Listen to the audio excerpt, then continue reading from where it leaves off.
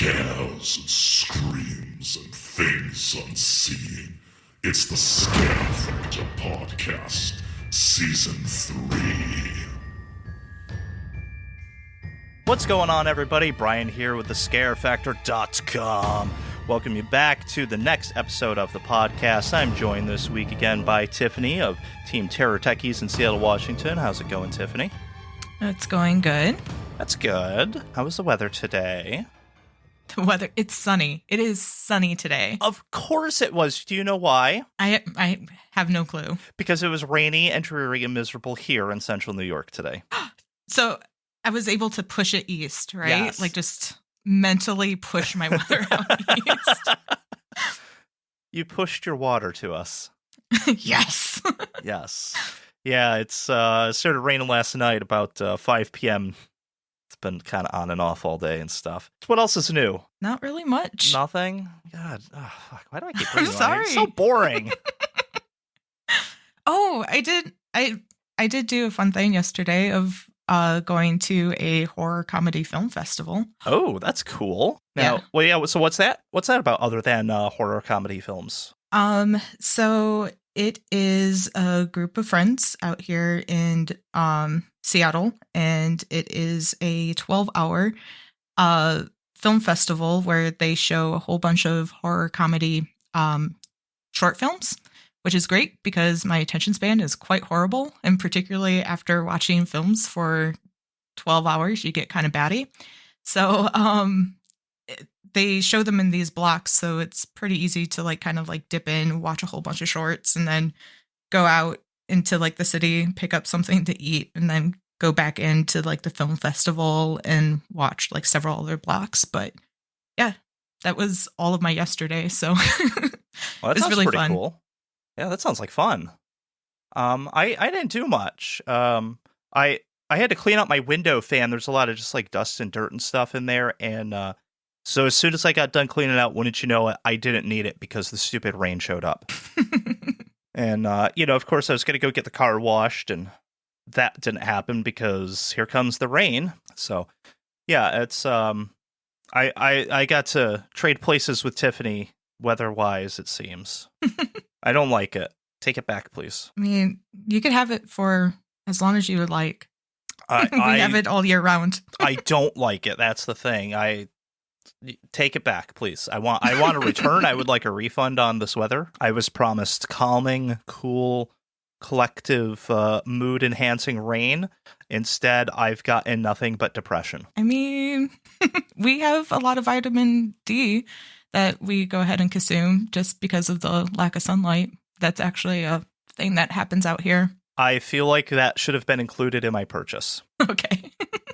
Please do better next time. I'm going to leave a scathing review on Yelp. So this week we are talking about the annoying shit that haunts do. I can hear you all now. You're saying, Brian, how is this different from a Pet Peeves episode? Well, it's not, okay? This is all the Pet Peeves rolled into one episode because we've done Pet Peeves in the last 2 seasons, and it's just tradition now, and you don't fuck with tradition. I mean, I think it's more that you have so many pet peeves that you can't just jam it into one season. I think that's more the problem. Not that it's a tradition thing. No, just it's tradition. you have a lot to say. It's tradition, and you don't fuck with tradition. Fine. So let's just get right into it. We have a bunch of these, and I got a feeling we're going to go over time anyway, so we'll do our best to stay on topic here. Please, it's me and Tiphennie. We know we won't. So, the first thing that really gets my goat is extensive backstory on the website, right? They have this whole thesis-length story of the characters and the scenes and the story they're trying to tell you, and then you get there, and none of it actually shows up in the show. It's a mishmash of scenes. None of them make sense one after the other. There's usually a clown room or maybe a doll room. There's probably a dark dungeony sort of hallway. They might call it the sewer, but let's be honest, it's a dungeon. You just didn't want to call it a dungeon. There might be a laboratory in there. Tiphennie, you've probably seen all this shit before. I've seen some of them. I'm normally the person that just eats up these backstories, but it annoys my team, definitely, or anybody that I'm going to haunts with, because I'm like, oh yeah, that's the mad scientist dude, and he ended up doing this and this. And they're like, how do you know all this stuff? And I was like, because I studied the website, but like it doesn't like portray at all. So I'm like the one being like, I'm pretty sure that is like Dr. Robinson right there. Like he didn't introduce himself as Dr. Robertson, but I'm pretty sure that's Dr. Robertson. And then, oh yeah, that doll room, like that was how he started. Was, you know, he started pulling together these dolls and then eventually like needed like other parts to create this Frankenstein character or whatever, right? But yeah, I get I've been called out like more than once of like incorporating like backstory into a haunt that's like not really like relevant into the haunt, because I do really love stories, and I'll just consume them up. But definitely going to a haunt and not having any of that story portray, it's really sad. Because I feel like I'm like I'm not the majority here in reading these website backstories and then getting kind of excited about any like minute reference that I could run into, even though like none of the characters are announced or the story elements aren't really in there. I just read the story on the website and studied it before I went to the haunt. So there's a couple of problems that I think come up with that, right? The first being that like you might actually have this great backstory on your website, and then the scenes do actually follow that story. But the problems that arise from that are the people playing those characters have no idea about any of this because you didn't tell them or train them on any of it. And then two, if somebody shows up, they didn't look at your website and they didn't read that story, how are they supposed to know that this is the story that's being told to them? It doesn't follow cohesively, right? Like, I'm not going to walk through a haunt with an audio guide telling me, like, you know, in, what's his name? Here we see the rare haunter in his natural habitat. What's his name? I have no idea, but I know who you're talking about. The elusive haunter. Yeah. Deep within the depths of the corn. But like, I'm not walking through the fucking audio guide telling me the story and making it make sense, right? It almost seems at that point of like, you built your haunt and you are like, how do I write a story that follows this god-awful progression of scenes? When in reality, It should have been the other way around. You wrote a really great story, and then you built that out and made it reality. I've seen both, though. I've seen definitely like these stories that are like not really established, but they're trying to like justify a little bit like what you were talking about, that mishmash of scenes, right? So like, we mentioned it before, it's the Batman in the Belfry. Yep. kind of scenario. It's just sure, it makes sense of trying to incorporate everything together, but also at the same time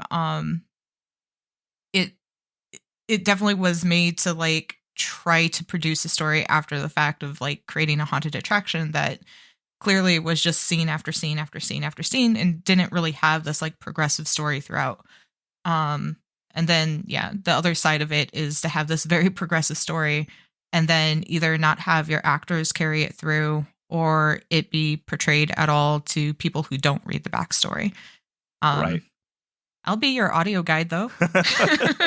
I'd appreciate that, actually. Your voice isn't as grating as mine, so, you know, that it would be a lot easier listening. Awesome. Yeah, you know, those seem like the most common problems that come up with, you know, any sort of story-related things in a haunt. It just, I don't know, do better haunts. You know, I've never been, but I'm told frequently by others that have, that Hell's Gate does a really great job of telling you a story from the moment you enter to the moment you leave. That if asked about it, you could probably recite back the key plot points of whatever story they're trying to tell you. Is that accurate, Tiphennie? Yes. Yeah. I have that voice and stuff with it because it's one of those that I love because of that story element. And particularly of it playing up with a lot of what you hear, kind of like the tall tales of like a haunted house, right? So it's a haunted house in the middle of the woods that is multiple stories and has a slide, and like they play up on that, like Sure. and that's what they incorporate in that story, and I just think it's brilliant because it's this not only this like extensive story that is like carried through, but it plays up on like kind of like those urban legends or regional stories that people tell, right? There's this haunted house that's in the middle of nowhere and you have to drive through the woods and go over this bridge, and like you hear stuff like that in talking to like your friends or other people, or looking up stuff online or whatever, and being able to incorporate that kind of spoken story within their actual story, like it's so smart. Like I really like it. Yeah, hopefully this year, if it's in the cards, I'll be making my first visit to Hell's Gate. I'm very excited because I've heard nothing but incredible things about it. A couple of haunts around me. Crooked Descent did a really good job of telling their story and telling it in a cohesive manner. Whereas some, and I'm not going to name names because I've reviewed them and I'd like to stay on their good side, have not told a story in such a cohesive manner. I'm going to point fingers, and it's only because you can't see where I'm pointing. So speaking of websites, it seems like more and more we're seeing websites that are designed by the same guy, and all the websites look the same. So on one hand, I really do love the standardization, because as a reviewer, if I go to your website, I know where to look to find your calendar, how to find directions to get to the place, how to buy tickets, all that great stuff. I know exactly where to be looking because it is all the same. But on the other hand, it's fucking boring. Spice it up or something, right? Do something that plays into your theme or your story, or it gives people this creepy, uneasy feeling when they visit your website. And I get you don't want to put people off your website, but you're a fucking haunted house. That's your whole business model. It's going to be crickets over here. I'm sorry. I don't agree. Well, articulate that. Voice it. Tell me what you don't agree with here. All of it. No, I do. I really like haunt websites that are very like similar with each other. Mostly the ones that I think it's because I've seen either really, really good ones of them kind of looking very similar and standardized, and totally bad ones. Like we're talking GeoCities bad. Oh, like right? Like I've only seen like either or. I haven't seen like a good middle ground at all. And so it's kind of like really hard of like my context of when you're like, well, do something with your own theme or have it like have the feel of your haunt and all this other stuff. And I'm like, if you have the skills or you have the resources, go ahead and go for it.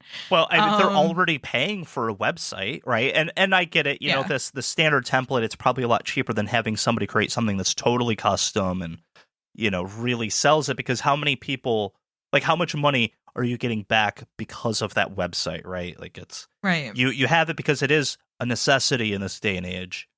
And like I said, that standardization is nice as a reviewer and as a patron, because I know where to start looking for certain things. Right. But I get the other side of that too. It's a challenge. It's either going to be very expensive to have a professional do it for you, or it's going to be really challenging because if you have the skills, well, now that's a lot of work, and a lot of hunters don't have that skill set. So it is a trade-off. I get it. If you do want me to go into like something that annoys me about websites, that's related, but it's not related to design. It can be, I guess. It's basically sites that are weirdly cryptic. So they have like very, very little information that's on there. Like their FAQ and stuff like that is written in this way of like, like, will there be XYZ or is there parking? And the answers are kind of like, well, wouldn't you like to know? And it's like, yes, I would. FAQ. That's why I'm fucking asking. Right. And so like, and that kind of goes into the thing of like, what I was just saying before of like having some type of standardization of like, okay, well, I meant at least everyone's FAQ says kind of the same thing or asks the same types of questions or whatever.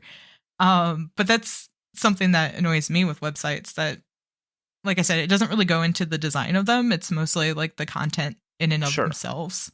Yeah, that is very annoying. I've seen that once or twice where it's like, will they touch me? And they're like, I don't know. Show up and find out. And I'm like, I'm not showing up if you're not going to fucking tell me.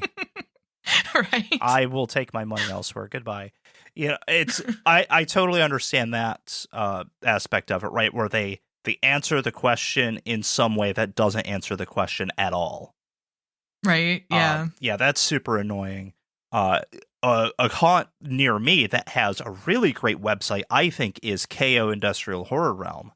And I don't know if the owner paid someone to build it for him or if he has that skill set already or what the deal was, but it's different, it's unique, it's well built, it's creepy.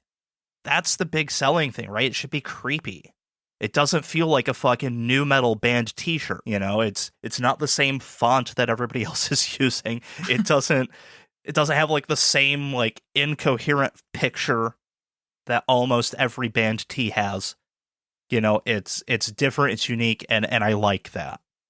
And it has all the things that you need, and it's pretty easy to find that stuff too. So moving on. It's kind of related. Yeah. Yeah, sure. I don't know what's kind of related, but sure. The next thing that we were going to talk about was advertising. So advertising that you have an X number of attractions, or when all reality they're not separate attractions, they're actually like themed sections. Also, the other parts of like advertising, we talked a little bit about story, but where there's these hero characters or specific characters that are within the ads, and it's kind of, okay, if I go to this haunt, I'll be able to see this character. And when you actually go to a haunt, it's this like weird bait and switch kind of thing, where you don't see them, and the characters and the actors that you do see are definitely like not up to what you've seen that were advertised. So yeah, it's something that I run into a lot. Like, I was going to say, this is my pet peeve. Yeah, I was going to say, this sounds a lot like a Pacific Northwest sort of thing. Especially this is a Tiphennie problem. Yes.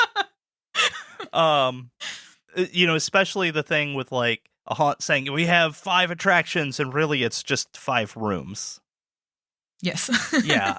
It's that seems very unique to the Pacific Northwest. So how would you define an attraction? Just really quick, not like the official reviewer definition, but how would you define a separate attraction? In my mind, it has a defined entrance and exit, right? So like, if whether or not there's a line, but like there's some sort of queue area where I go up, maybe they'll punch my ticket or somebody make sure that I have a ticket to get in there. And then I go in, and there's like maybe some scenes, somewhere between 1 and 1,000 scenes. And then I exit, right? I'm no longer in that themed attraction. I'm just kind of out in, it might be outside, it might still be themed, but it's not like, I'm obviously not inside a scene. I'm not inside an attraction anymore, right? I'm obviously exiting. And then, okay. And like, you don't necessarily from there have to like go out into a common area and then choose which attraction to go into next. Like, you can do, like, you're going to do these in this order, but they're very clearly defined as where you exit and where you enter. Yeah. So yes, the ones that like I'm thinking of they're not like that. That's not a surprise. So yeah, completely unsurprising. They'll say like they have like 5 attractions, and they're like, it's just 5 different themes. And so like each one of those themes would be like a different they would be like different themes. Like, this is a factory, this is a hospital medical theme, this is the dollhouse Victorian theme or whatever. So it'll have like these separate themes, but there's one queue line, and you have your ticket, and there's like no option. Like, there's no choose your own path. It's literally you go from one of the themes to the next. And the only thing that you could tell is all of a sudden you go from like a factory and then you're like, oh, there's operating tables. So obviously I'm in this like other, like the medical one. And that's kind of like how you have to like do it with yourself. But like you don't exit a building and enter in a new building. It's literally you're in a new section. And so yes, that's really, really common out here. Yeah, so that to me says that, and I think anybody with any amount of common sense, that's one attraction, right? Those are just various scenes or themes within one attraction. Because there's no defined like exit, the attraction has ended, and then the new attraction is starting. Like those are just different scenes. Yeah. Right. Because especially around COVID, like there was a few haunts here. Frightmare Farms did this.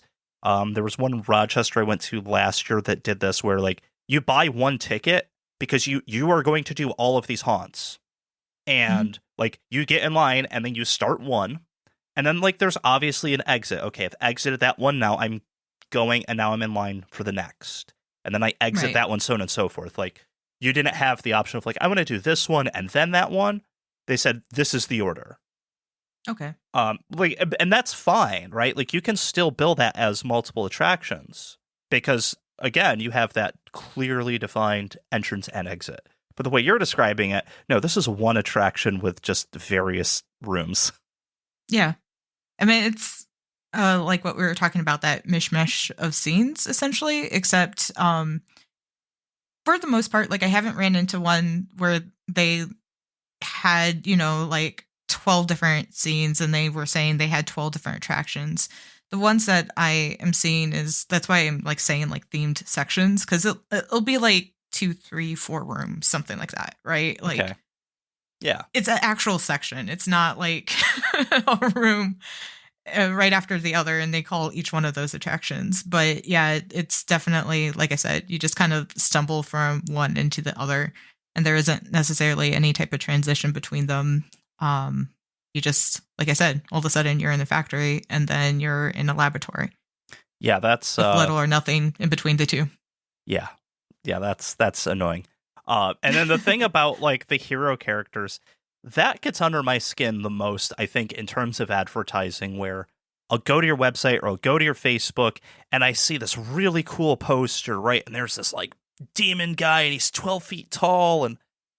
And what you're saying to me is like, come and see this character. We have this character. And then I show up and it's a bunch of like high school kids in Spirit Halloween costumes. Where is that $18,000 costume that you were advertising? I want to see that. And to me, it's false advertisement, right?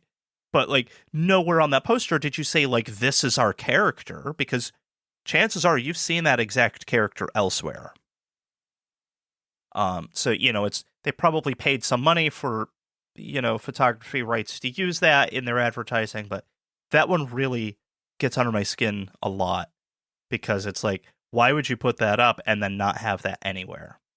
Use your own characters. If your characters aren't that good, then, well, maybe your haunt isn't good enough. Yeah, mine with hero characters, like in advertising and stuff like that, I've been to haunts and seen advertising and stuff where it is a unique character. It's their own unique hero character, okay?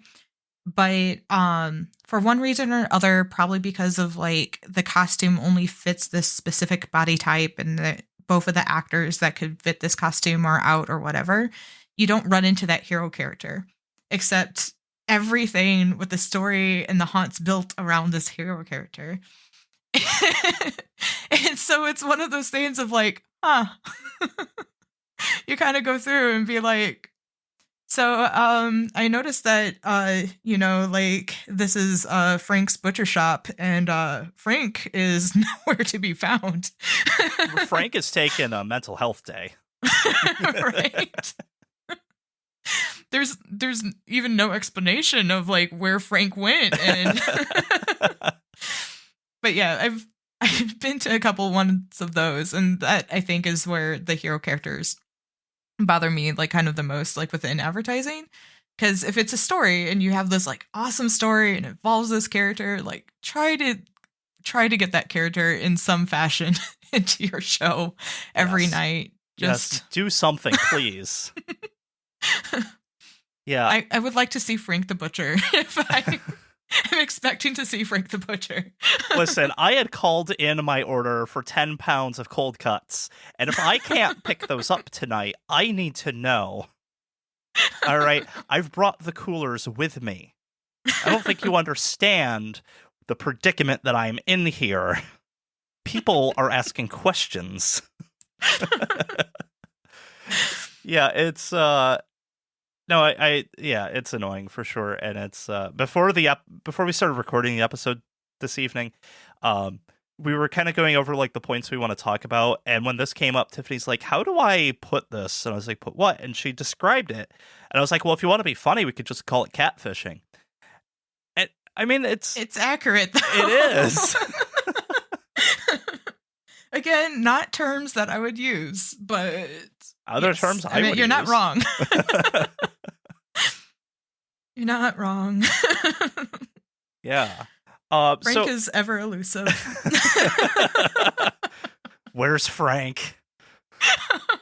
The next haunt I'm going to go to, I'm just going to bring like a bunch of fake milk cartons that have a picture of just some character, like a character that the haunt uses in their advertising.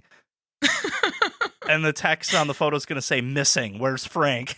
I'm going to leave them everywhere. Wait till somebody finds it. Yeah, I just see a lot of people hating you. But... I think I'd get a lot of laughs out of that, actually. Probably.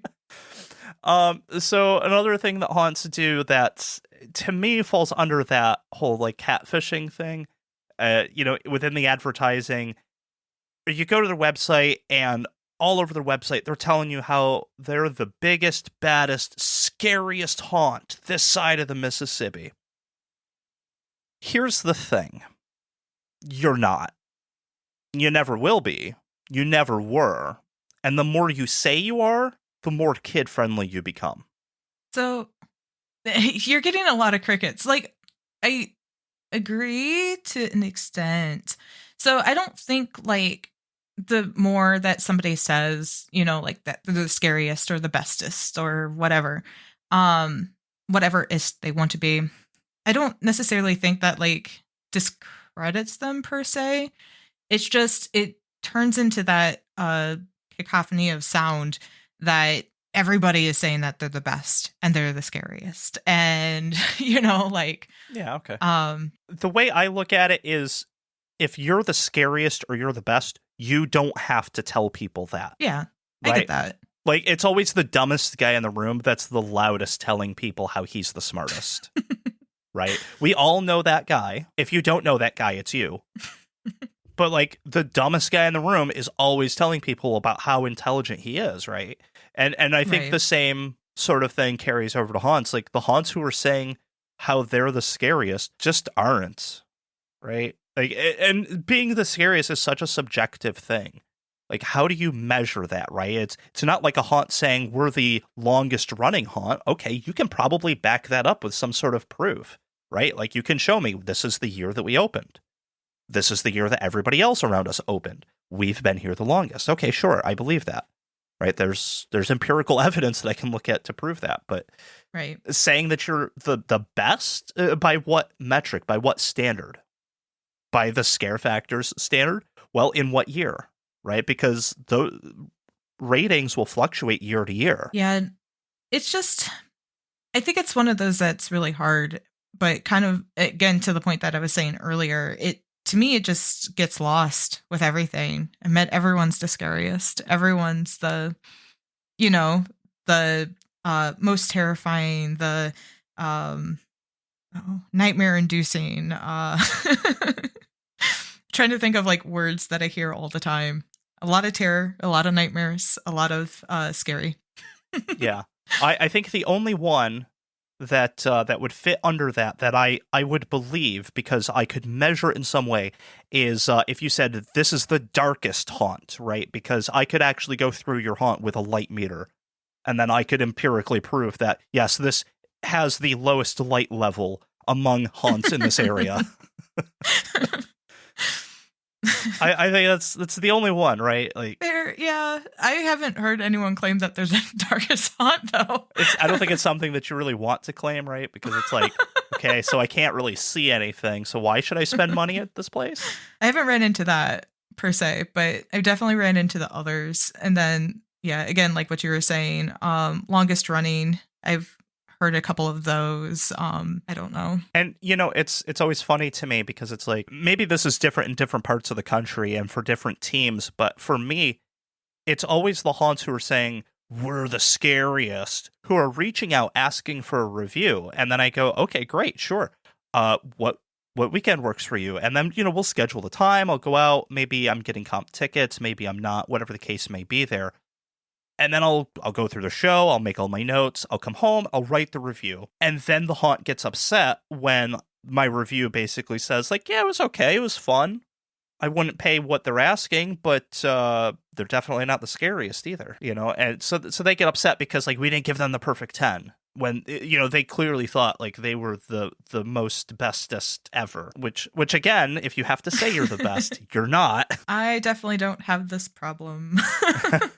Yeah, we were talking about this. You approach how you schedule reviews very differently than I do.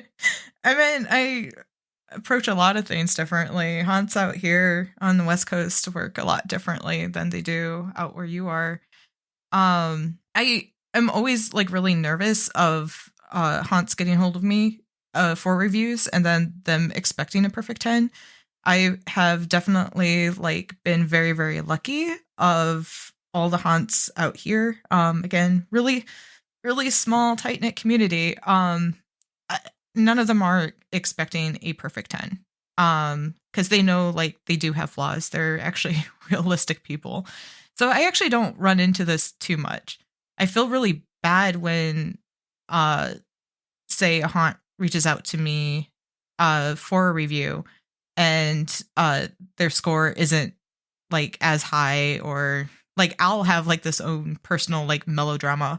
But whenever I've published one of my reviews and like the owner actually seen the score and stuff like that, I mean, it's fair. They agree on it. I never had kickback against it. And so I was like, I'll take that trade-off. Okay. Yeah. Not necessarily having that problem. Yeah, it's just something I don't encounter out here. So yeah. I mean, last year, I think there was 3 that specifically asked for a review. And only one of them seemed to be less than pleased with the score they got, which was very consistent with what I had given them 2 years prior. And they, I didn't really get much else out of this haunt after I explained that our review criteria had changed, and so the way that we rate the haunts has changed, right? Just the math in general. Like, I could give you the exact same scores and you won't have the same score. Just because, like, certain things have been updated and combined and separated out and whatever. Like, the other 2, one of them was just over the moon. They absolutely loved everything I had to say about it, right? Like, they were cognizant of the fact that, like, sure, we have some things that could be fixed. We understand that this one attraction maybe for you isn't hitting as hard, or it's not necessarily what you expected in a haunted house. And the other one, I didn't really get much out of them, so like I don't really know what they thought. I actually ran into one of the managers from that haunt the other night, and I stopped talked for a couple of minutes, and just I'm sure like he was very busy and he was like trying to get somewhere, so he's like, oh shit, fucking tie me up and I gotta get places. But it was just like I don't know if it was that on its own or if it was like, oh fuck this guy. You gotta tell me how shitty my haunt is again. Like, no, I'm gonna do that for the world to see. Yeah, not my world out here, which I'm really quite thankful for. Yeah. Yeah, and it's like, I think this year, I would really love to just kind of reach out to haunts and be like, hey, I'm coming to rate you. Like, I'm coming to review your haunt sometime this season. And then just show up and pay cash. On one hand, we've talked about this before, where you show up and the haunt says, oh, hey, by the way, the reviewer's coming tonight, right? Like, so what's going to happen, right? You and I both have been in the situation as actors where you get together before the show goes on and you've got some management person up there going, hey, there's a reviewer coming tonight. And you're like, oh, shit, better put on 150%. Whereas if you have no idea, like you're giving your best show, but you're not going over the top, right? Right. And it's like, Yeah. I don't want actors going over the top just because I'm there, right? Because like it's going to artificially inflate your score. Right. And this is one that it's kind of hard for me. So I've worked and I've acted in a lot of haunts for many, many years. And I've attended both as like a paying customer, I've attended as a part of the cast, and like now I'm attending as a reviewer. And I think by nature of both working at a haunt as a haunter and also now going through haunts as like a reviewer, it is that kind of like what you're describing. Like, I don't feel like I'm getting the same show as everyone else. And one of the things particularly kind of like related to this is as a reviewer, when I show up to a haunt or a site, one of like my personal things that annoys me is essentially being escorted the whole entire time by the haunt management. So like the managers will go through the haunt with me at the same time. Yeah. No, that's never happened to me specifically, but I can imagine just how poorly that would go, right? Like it's one thing to get like a behind the scenes tour with a manager. And Right. that would be really cool because then you can glean some information about like how they're doing certain things. And then you could talk about like how cool it is that they're doing this effect given the limitations that they have logistically. Right. Yeah. No, that's absolutely fine. It's just you want to talk about pressure or like even like mentioning anything, right? So it's like me and my team and now the haunt owners like going through the haunt together and like like it's awkward. Like I can't go ahead and like turn over and like talk to like one of my teammates and be like, oh yeah, like that was pretty good, because the owners are going to hear every word that I say. Yeah, and that's the other part, right? Because like if you have a negative note about something that you want to talk about in the review in a perhaps nicer manner, but the only words that come to your mind was, wow, that fucking sucked. Or you don't want to say that in front of the owner.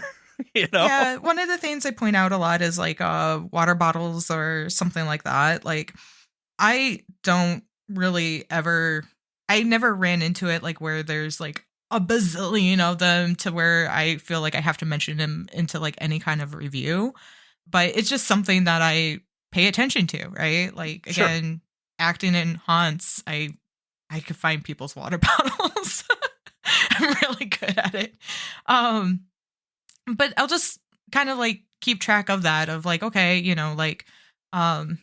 they actually do have like a spot for like their actors or whatever, but like I'll mention something of like, oh, yep, there's a water bottle, like that kind of thing. And that's what I hear, when I'm normally talking to like my teammates and stuff like that. But I was like, if the owner heard it and I was like, the second that they go ahead and be like, well, actually that normally isn't there. And I'm like, I don't care.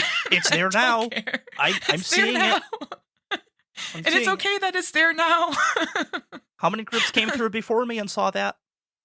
Like, right. I don't care that it's not normally there, right? Right. So it's like, yeah, that's a problem, right? Is like, you don't want to be calling those things out and then have a manager or an owner trying to defend it to you. Like, I don't fucking care what your defense is. It is, I saw what I saw and it's there. So like, fix it so that other people aren't seeing it, right? And that's primarily what we're trying to get at with those sorts of things when we talk about it in the review is like, we're not saying that we know everything about haunts that there is to know, but we are trying to convey some air of authority of like, yeah, we've seen a lot of haunts, so we're trying to articulate like what makes this haunt special compared to other haunts in the area or in the nation, right? And how do they stack up against each other, because people fucking love top 10 lists, right?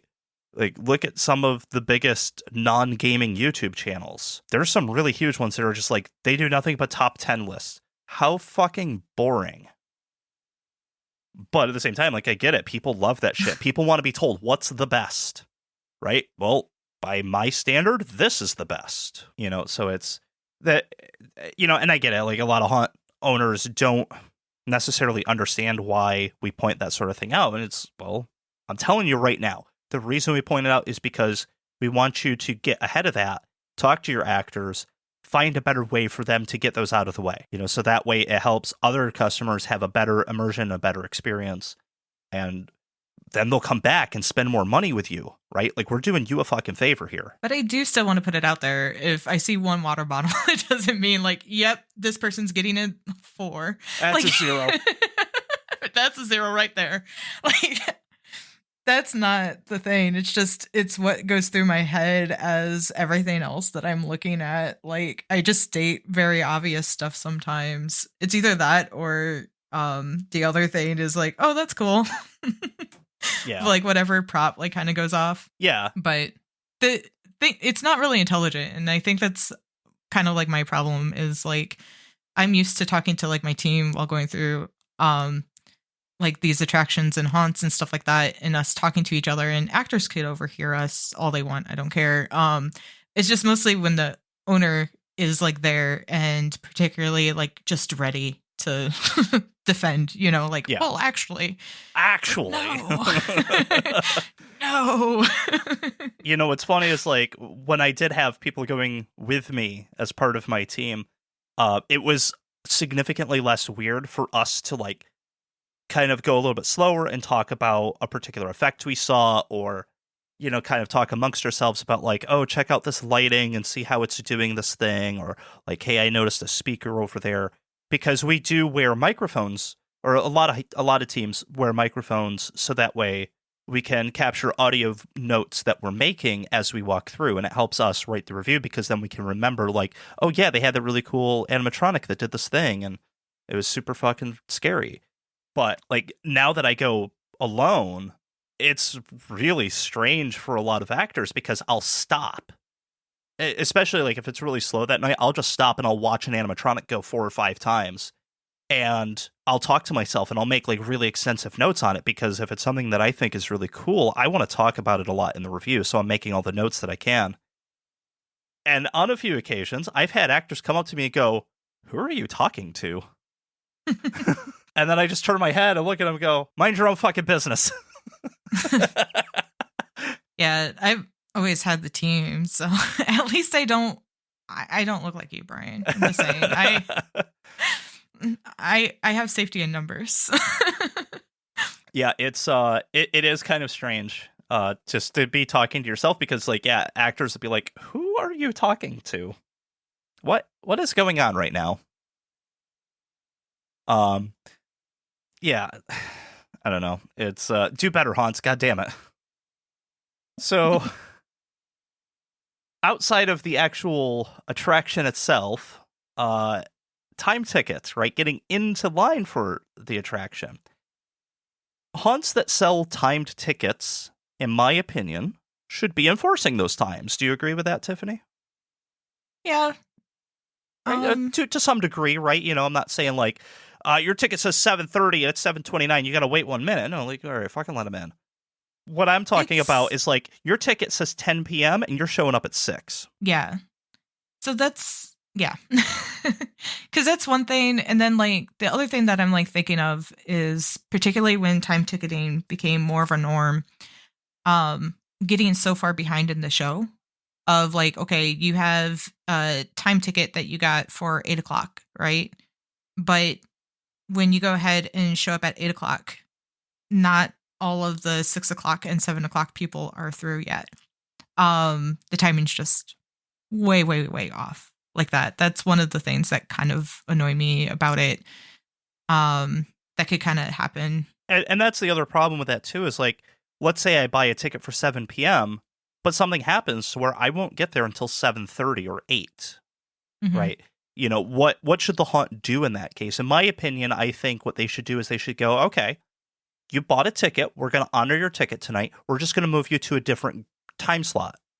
Right? So you may have to wait about 15 minutes before your group lines up for this, but like you're still going in, you're still getting the experience. You're just not going to get in line right that minute. How about you go check out our Midway, go buy some food, get some hot cocoa, get some hot cider, which Nora's listening to this after the fact and she's like licking her lips thinking about hot cider because they had hot cider once. Trust me, it's not the same as what we get up here. She had like apple cider that was just put in like a coffee pot and then put on a hot plate. No, hot cider. Well done. Hot cider is like with whipped cream and cinnamon and it's fucking delicious. So I can't have it. That's what it sounds like. You got to come to Central New York. You got to come to Upstate. You got to come to New England. I'm allergic to that cinnamon, yo. Ask for it without cinnamon. They're going to sneak it in there. I know it. It's like pumpkin spice. Just October, it's all over the place. Like, yeah. I cannot escape it. But yeah, haunts that just don't enforce their time ticketing at all is super irritating, right? Like, I don't think it's super common, but the impression that I get from a lot of haunts is that they're going to sell you a ticket for some time slot, but it doesn't matter to them whether you're 4 hours early or you're an hour late or whatever. Oh, it's just they're just selling tickets, right? And it's like, if that's the case, why are you bothering selling them in time slots, right? You're only keeping the honest people honest at that point. So to me, it doesn't make a lot of sense, right? Because the people who are going to try to break that rule or try to get one by you or whatever, like, you're just going to fucking let them do it. So why bother? It's like with the mask thing back in 2020, right? Like, there were up here, and I'm sure it was very different where you are because, people probably took the mask thing a little more seriously within the city. Maybe not so much in like rural Washington, but like here in Syracuse, you had this, it was about 50-50, right? Like people who took it very seriously and would wear their mask everywhere they went and they wore it correctly. And then you had people who just wouldn't wear a mask. And there were businesses, like most businesses that you'd go into, just didn't do anything about it, despite all of the signs and posters and everything that said you got to wear a mask. And it's like, why are you putting those up when you know damn well you're not going to enforce it whatsoever? Like, it just, I don't understand. And the interesting that came of that was in early 2021, I was reading an article by a psychologist, a behavioral psychologist, who said that like they were studying people who would wear the mask below their nose, or they wouldn't wear it properly, or they would wear a mask that wasn't like in compliance with state guidelines or federal guidelines. And like he kept coming back to this thing where it's like, these are the people who will drive over the speed limit, who cheated on tests in grade school.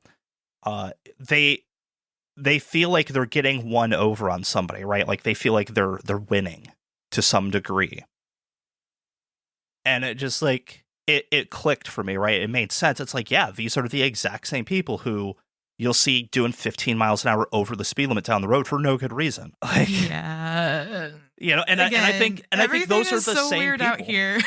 And I think those are the same people who are buying a ticket for 10 p.m. and then showing up at 6:30. Yeah. No. Like they feel like they're winning or something. Like, what was the point? Why does it matter? Your area is weird. I'm just saying that, like, if you're buying a ticket for 10 and if you're not going to show up at 10 or just before or whatever, out here, it's mandatory that you show up late. Like, oh, okay. Yes. There's no early. Like, who does that?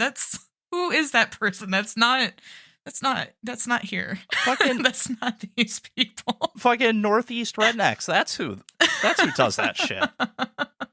No, you're talking about the mask thing. What really kind of blows my mind, and I'm really super confused about this one, is like sometimes you do still see people wearing masks out and about, and like personally, I'm not going to judge you for it, right? Like I fully support your decision to wear a mask still, because like I was not sick for a whole year in 2020 because I wore a mask and a lot of people around me were wearing masks. Like I just didn't get sick. I didn't get a cold. I didn't get the flu. Nothing. And then when everything kind of got relaxed, it's like everything hit me all at once and I was sicker than a dog. But sometimes, Tiphennie, maybe you'll have a good answer for me. because you seem to be more up on the hip and cool things that the youths of today are doing. The hipsters? Is that what you're I suggesting over here? Yes. I see this mostly like they look to be about like high school kids, right? Like 11th or 12th grade, 16, 17-year-old kids. Yes, my demographic. Yes. They'll be wearing a mask, like a blue surgical mask, the disposable type, but they're just wearing it under their chin. It's like, what was the point of putting it on? Like if it's not going to cover anything, like why? I know this one. Okay, explain the chin diaper to me. Like, why are people still doing this? Nobody's requiring masks anymore. Like, I flew 2 weeks ago. I didn't have to wear one. It's an aesthetic. It's a thing. It's kind of how best I heard it like described. It's kind of based off of like youth culture overseas, where wearing like some type of like mask or face covering and having headphones on like subways is like a physical representation of like, leave me alone. But, do not want to talk to you. I do not want to interact with you. I do not. There's also this other kind of side of that aesthetic where it's the opposite of minimalism. It's like where everything's in excess, right? Opulence. And kind of it's more like I'm trying to think of maximalism. There's this maximalism. Yes. There's this like style of where you have candy on your arms and you have like a billion berets and everything's all bright and rainbow colored and you have the Band-Aid over the nose and okay, so like raver aesthetic. Yeah. Okay. Yeah. And so that's what I would attribute that to. Or they just had to wear a mask at some place that they visited and just never quite took it off. It's also an option too. It is like, it's just the dumbest fucking thing to me. I'm sorry. If you wear a mask, if you wear the chin diaper in any setting, like I want you to seriously consider your life decisions up to this point. All right. Like, it's the stupidest fucking thing. If you don't want to wear the mask, just take it off. It looks stupid. Is your chin going to poop in there or what? Like, what's going on? Not to get you like too distracted, but again, out here, West Coast, you have the glorious Gandalf beards. And so you have the beard. Listen, it keeps my chin and my neck from getting sunburnt. All right. Right, but you have the nice beard net, so like a hair net, but for your beard. Oh, and people just wear them aesthetically. Yeah, that's a thing. Okay. Kitchen aesthetic. I'm going to call that one kitchen aesthetic. All right, we're getting way too off track here. Tiphennie, can you explain this last thing? Oh, what did I just do? Delete the last thing. Can you explain this last thing in the section here? Haunts without much to do than the haunt itself. I don't understand. Yes. So when you go ahead and go to a haunt, and it is in the middle of nowhere, and you drive 3-4 hours to get to said haunt, and it's just the haunted house. Oh, okay. So like you just show up and it's like there's no midway, there's no vendors, there's no it's a haunt. That's it. You enter, you exit, house. You get in your car, you go home. Exactly. Oh, okay. And it's also by like nature of sometimes it does have stuff to like do with like location, but I've definitely been to haunts that is in this like desolate area in the middle of nowhere, but there's nothing else to do. Like I can't go to a city and get food. There's no city around. Like I middle of nowhere. Like I get the vibe, right? Like especially if you're trying to do this like abandoned building that's inhabited by the undead or hillbillies or whatever, like the vibe really works there, right? Like right. You just happened upon this place and it's haunted or whatever story they're trying to tell you. Like that works really well. But like, my God, where's my hot cider? It works really well, but yeah. But give me that fucking hot cider.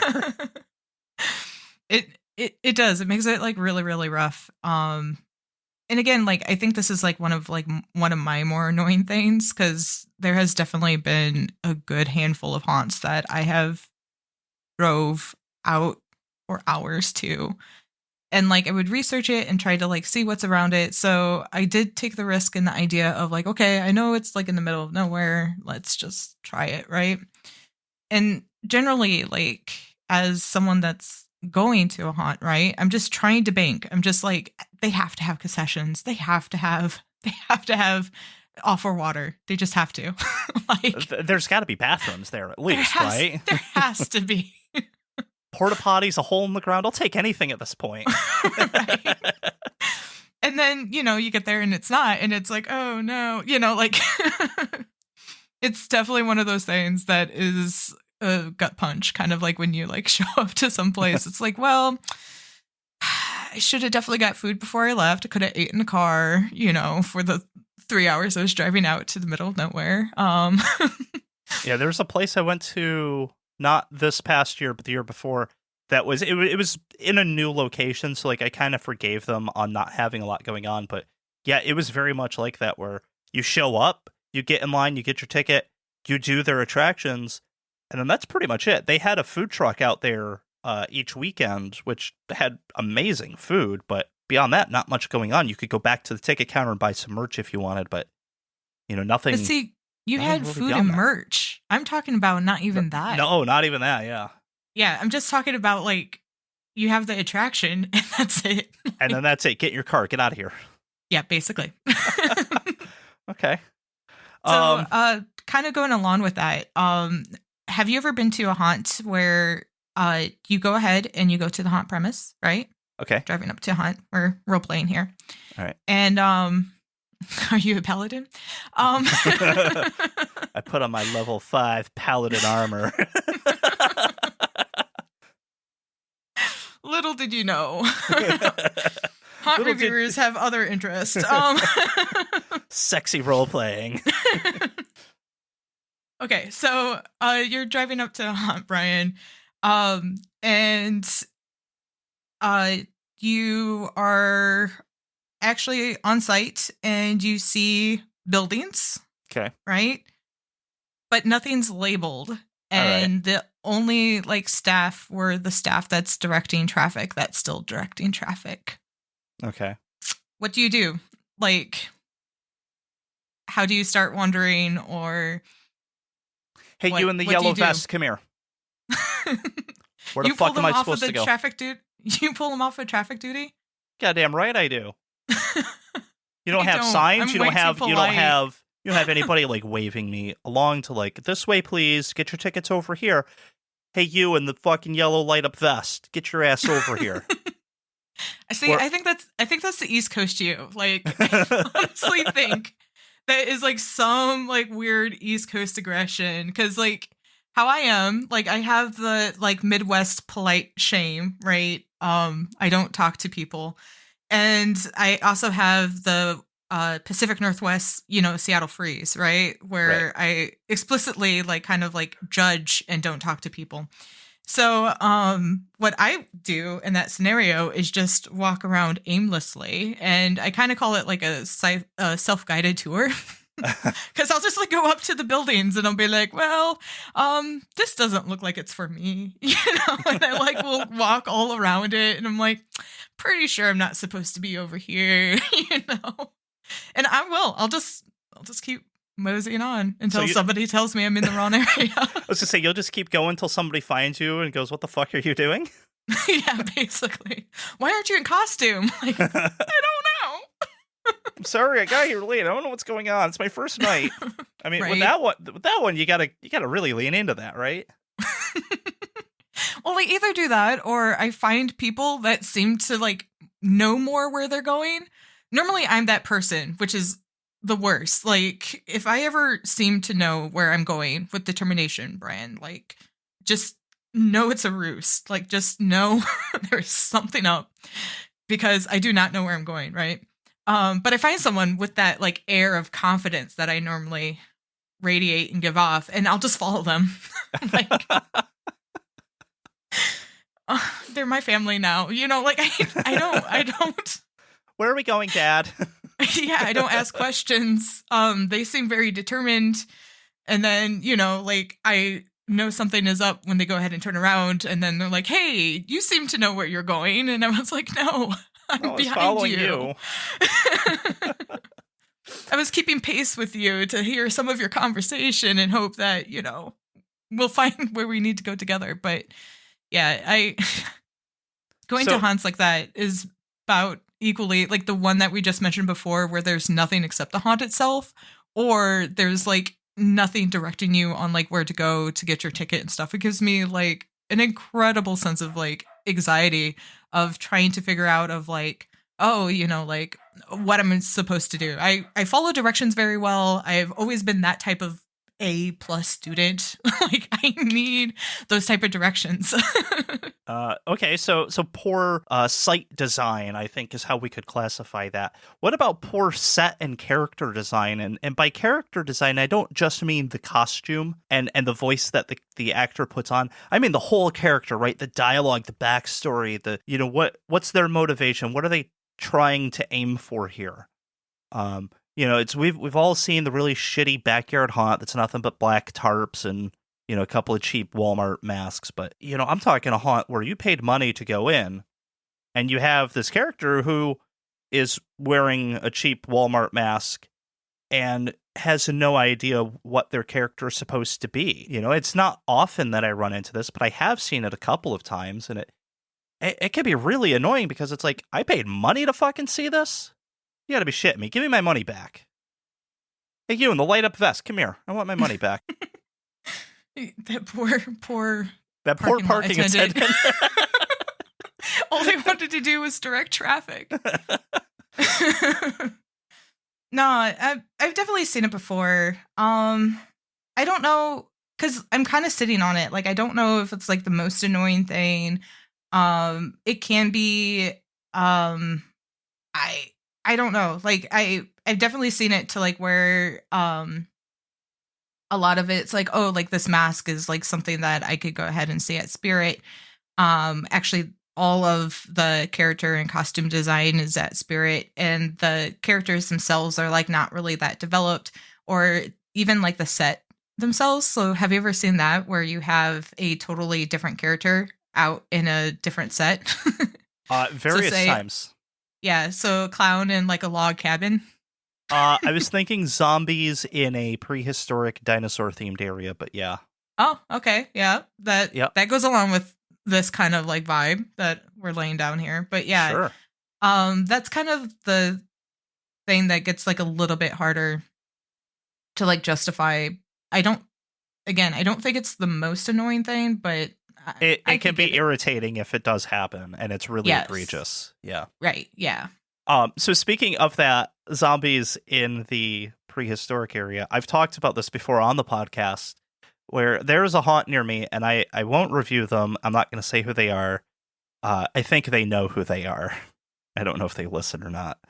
But they have 5 attractions, and they recently, I think in 2020, they moved into their own building. They used to be a temporary setup just during October. But they have their own building now, which is great because now they can, really focus on set designs, and they can put things up and they can leave them up all year. Here's the problem, right? So one of their haunts, one of their attractions is a prehistoric sort of like Land Before Time sort of theme. And the sets and the props, for the most part, are really great looking. They have some dinosaur animatronics that look very expensive, or at least were expensive when they bought them. They have some really great sounds coming from those animatronics, but the problem comes when they also have zombie animatronics, which is kind of strange. And then the last couple of years, they haven't really had a lot of actors in the haunt as a whole, so you only see 1 or 2 actors in each of the attractions.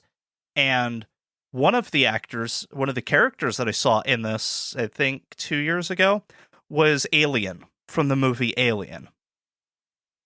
And that seemed just way out of whack for me. Like, are we trying to imply the alien from the movie Alien traveled back in time to dinosaur times and is now like doing something to influence the I don't fully understand what's going on. Like, I would understand cavemen, like it's not historically accurate, but like, okay, it's in the same theme. I get the vibe you're trying to put on. And then my favorite part about this is the soundtrack playing throughout the whole thing is just the opening riff to Rammstein's Du Hast.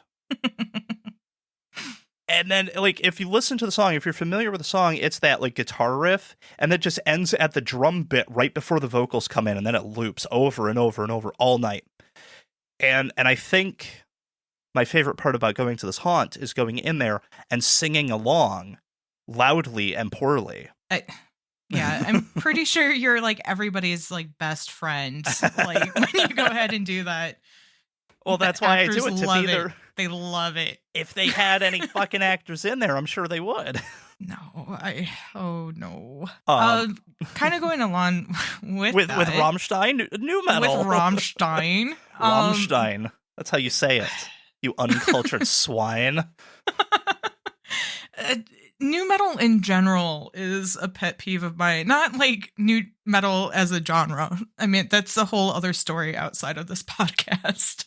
But new metal within haunted houses, just because there has never been a haunt that I have not heard new metal going into. Like, never, ever, ever, ever, ever. I've always heard new metal blaring at every single haunt that I've been to, with exception of ones that I used to go back in the Midwest. I'm just talking about ones out here on the West Coast in my area as a reviewer. I was going to say, it's not super common here. I've heard it once or twice, but... Oh, yeah. No, I think, like one that I worked with definitely played the same 5 Rob Zombie songs. Oh, God. On a loop. And they were probably like the 5 most popular Rob Zombie songs, so the 5 worst Rob Zombie songs. One might shock you. One might shock you. Was it Living Dead Girl? No, it was... Was it Dragula? No. It's She's a Brick House. Oh, she's okay. Mighty. Yeah. All right. Yeah, it's the cover. It's great. I thought it was them breaking up Rob Zombie, and then I learned it was a Rob Zombie cover, and it made me sad. No, I could get down with that. I was excited for once of like, oh, you know, like somebody commandeered and put in a new song in this loop. No. It's the Rob Zombie cover of that. But yeah, it's very, very common here to hear a lot of new metal. And like I said, it's not just like concentrated in like the Midway area. There's always a section within the haunt itself that blares new metal like really, really loud. The nice aesthetic of having, you know, that very light and airy soundscapes or scenescapes, right? To get an ambiance. To me, it's ruined when, you know, you hear new metal and I get a blast from my past, just right there with the strobe lights. And I know what you're talking about, because like, yeah, that would get super annoying, especially if it's like really crappy radioed new metal, like Rob Zombie. Mm-hmm. But like, I don't know, maybe if it's older Slipknot, like I could get down with that. Or are you talking about like, are you going to start splitting hairs and being like, okay, well, if it's Gojira, then that's okay. Like, I don't know. I'm just saying, like, mix it up a little bit, right? Because like, it's always Rob Zombie, right? Fair, yeah. You know, it's like, if you're going to do new metal, which I don't think you should, but if you're going to do new metal, like, how about Korn? How about Slipknot? Like, how about literally any other new metal band? See, I think if it was Korn, though, like, I would have the same problem. Again, like, I'm just damaged. I'm just damaged with, again, I told you, it's a whole other episode, even a whole other podcast of what new metal in my life is. It's not that it's, like, horrible. It's just I've been exposed to it so much in, like, haunted houses. I would be like more interested even if like other songs were playing, right? I was kind of like thinking about, you know, like there is like MCR, and I like a lot of punk bands, so I might there's like the Misfits, which sometimes I do hear Misfits on some hot soundtracks, and it makes me happy. But I heard Avenged Sevenfold's 2 years ago, and I started singing along because it was like one of the few Avenged Sevenfold songs that I know. And the actor in the scene goes, "Hey, who sings this?" I'm like, "Me, I am right now. Don't you hear it? You've got a front row seat." Right? Ghost would be a really awesome one. Ghost would be really interesting. Right? Tangent. I'm not a really huge Ghost fan. And I'm sure like I've probably heard more of their music than I realize. And it's odd to me because like a lot of people around me really love Ghost, and they're coming to Syracuse this year, and everybody I know has a ticket, and I'm like, screw it, I don't care. I was really disappointed when I like legitimately sat down and was like, all right, let's check these guys out, right? I love their aesthetic. I like the whole like satanic priest clergy sort of feel they've got going on there. I was super disappointed when they were like 80s metal aesthetic kind of music. See, that just it stuck out like a sore thumb to me. Like this should be a lot heavier than it is. but I like that. I'm not saying I like the I get like that people like mellow that, metal. right? Like, I don't know what to call it. I'm going to call it mellow metal. Mellow metal. Like I understand that people like it. Obviously, like Ghost is probably one of the fastest growing bands out there right now, right? Like they're rising in popularity so much as of recently. But like it's such a clashing vibe for me, right? Like they have this really dark and heavy and gothic sort of look, and then they don't make music that fits in that, or at least not in my opinion. At least not in my opinion, right? You know, and then, but you know, I guess if you think about bands that were popular in like the early 2000s, like Him, and I'm trying to think of like other like sort of gothic aesthetic bands, but like Him had, you know, they had that dark aesthetic, and then it was these really sweet sounding sort of dark love songs. Yeah. I mean, that's kind of par for the course in that genre. I meant one thing that keeps popping in my mind, because you're like, oh, you know, like they have this dark aesthetic, but they're kind of like light and poppy. And I was like, oh, The Cure. You're talking about The Cure. The Cure, yes. Yeah. I was like, I love Robert Smith. Like, I absolutely love him. Yeah, he's got like that kind of like 80s goth vibe going on, but then like light and poppy music. Yep. Yeah. Okay, so we're definitely over on time. Tiphennie, did you have anything else to add? No, not anything that I could think of this season and for this episode. But since it's a tradition, I'll think of something. I'm sure I'll come up with stuff. You don't fuck with tradition. I've got plenty of other things, but I'm going to save them for next season because, again, it's tradition. You don't fuck with tradition. Thank you, everybody, so much for listening. I know we've gone over on time this week, but again, it's tradition with these Pet Peeves episodes. We've just got so much to get off our chests. If you're new here, make sure you hit that follow or subscribe button, depending on what platform you're on. We're not on iTunes yet. I'm sorry. If you're listening on iTunes, tell me how you did that. Also, we're not on Tidal. Again, if you're listening on Tidal, how the fuck are you doing that shit? We're on Spotify. We're on Buzzsprout. We're on a bunch of other stuff, too, that I don't know off the top of my head. We also have a merch store. If you head on over to www.thescarefactor.com. You can click on the merch button. I think it's down near the bottom of the page. Just keep scrolling. You'll find it. You could buy a onesie with the Team Skellige logo on it. You could buy a hat or a coffee mug with the Team Terror Techies logo. You could buy all sorts of stuff. You could buy, I think, like iPhone cases with team logos on them. You could buy all sorts of stuff with the Scare Factor logo. All of that stuff is great. It helps us keep doing what we're doing here. Make sure you hit us up on the socials, Facebook, Instagram. I think we're on Twitter somewhere. TikTok? Oh, God. We're also on YouTube. Tyler and Nora mostly do the YouTube thing. And if you have any questions, comments, you want to berate me just as a human being, you could do that in the comment section of whatever platform you're listening on. And hopefully you'll come back next week to listen to more of my incoherent ramblings, because as I'm going to mention in every episode this season, it is now the Bryan Show. And that's my favorite part about the season. 13 episodes of Bryan? Yes. So do the social thing, like, comment, subscribe. And until next time, stay scary.